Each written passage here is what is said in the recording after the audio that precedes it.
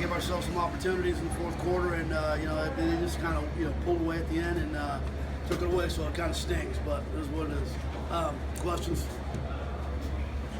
Defense in the third quarter held them to 12 yards. I mean, I guess was there main adjustments at halftime, or just kind of always is? Yeah, of course, always is. I mean, you go in, you talk about little details, and we got a great staff, and they go in, did a good job of halftime adjustments and talking about some things we could do a little bit differently. And tackling was really bad in the first half, and I thought we tackled better in the third quarter, and that resulted in some 3-and-outs and giving the offense opportunities to go down and make it a 7-point game. Live, did you think it was targeting? I don't know. It's one of those deals where it is what it is. That's what they're going to call nowadays. The game's changed, I mean, I don't know. I mean, it's just it's so hard. You got to teach your guys to go for the ball with your hands, and if you don't, you always take that risk. So I haven't seen it, played back enough yet to really look at it. It's unfortunate, but it's hard to jump up and down and yell about something like that. But that was a changing point of the game. Third and 10, you get them off the field. 3rd and 10, we're getting the ball back, 7-point game, fourth quarter. All of a sudden, you have that. They get the first down, they go down and score, and then you're chasing it after that. How about the first play of the game? You almost got Devontae on the deep ball. Do you think you should have caught that? I think we traded deep drop balls in the first two series, right? Us and them. So. Yeah. I mean, no, it was a good play call, and we knew we were going to do it. And you got to make the catch, but again, it's part of the game.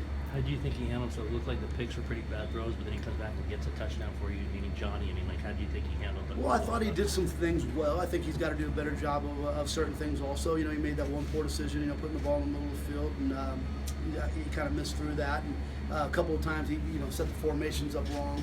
So again, first time he had a good game last week, but it's his first time playing in an environment like this against the Pac-12 school. A team that was ranked top 15, 16 in the country just a week ago. So, again, I mean, I'm extremely disappointed, but every one of our guys, I'm proud of the fact that they, were able to be within, 16 points of the team that people thought, had a chance to be, a playoff team. So, Coach Moore does a good job, and they're a very talented squad.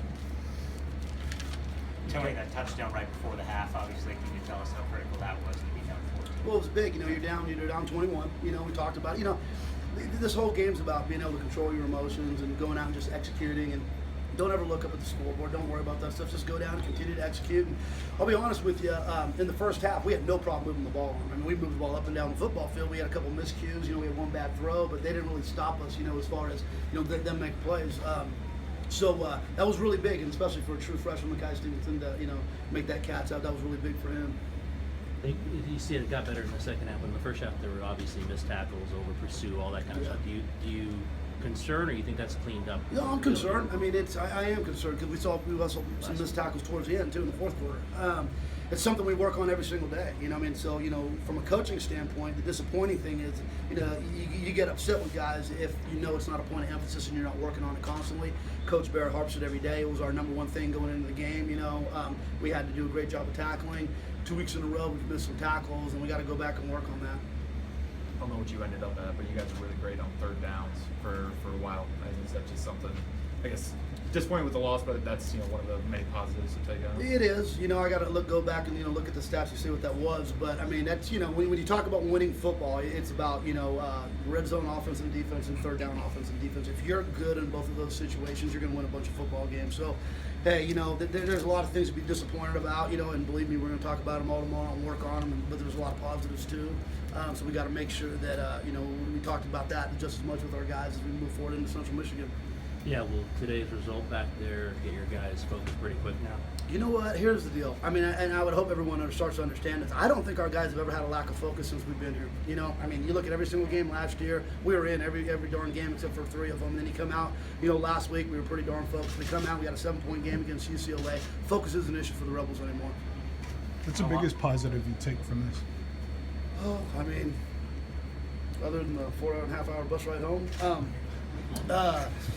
the positive, that we were able to make plays, that we were able to move the football, that, we were able to, I mean, what was it, twice on fourth down, we went forward, ran the football, and that we could run the ball on them. Last year, we physically got beat up, and here you are a year later of, eating right and doing the right things and lifting and getting the whole mindset right, and all of a sudden, and you go from a game that wasn't even in question at any point last year, right, to a year later, you're sitting there with a chance to win in the fourth quarter. So, there's a lot of things you can look at.